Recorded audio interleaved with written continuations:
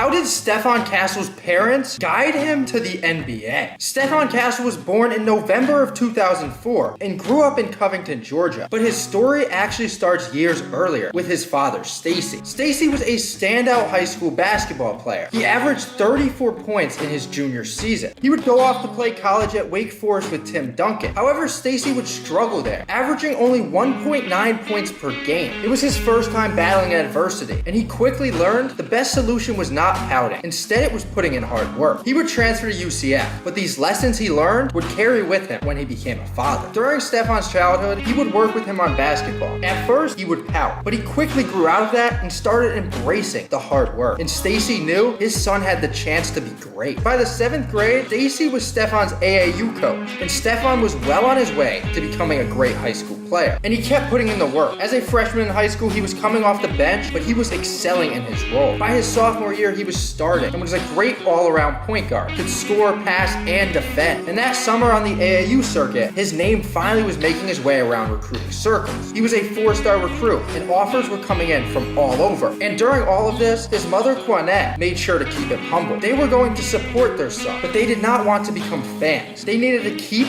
being parents to Stephon, meaning he was still doing the dishes no matter which schools wanted him. Castles had connections with UConn, as Stacey played AAU with UConn assistant coach Kamani Young. But Stephon also fell in love with the school and their coaching style. He loved that Dan Hurley wasn't afraid to take players out of their comfort zone. And one night at 2 a.m., he knocked on his parents' door and told them UConn is where he needed to be, and he would be committing the next day. Throughout his next 2 years of high school, he kept getting better, getting bumped up to a 5-star recruit by his senior year, making the McDonald's All-American game a huge goal of Castle's. But then he was off to UConn with high expectations, as they were coming off a national championship and would be chasing a second with a stacked roster. Castle battled an injury early on in the season, but he quickly found a role on the team. Oftentimes, they were not needing him to score so much, instead defend, pass, rebound, and he was doing that. But when they needed him to score, he would step up as well. In the Final Four game versus Alabama, he went off 21 points, helping them get to the national championship, where they cut down the Nets again, where he became a national champion. And then he was drafted 4th overall by the Spurs. He will now get to learn from Chris Paul and play with Wemby, and I think he has a chance to be the best player from this draft.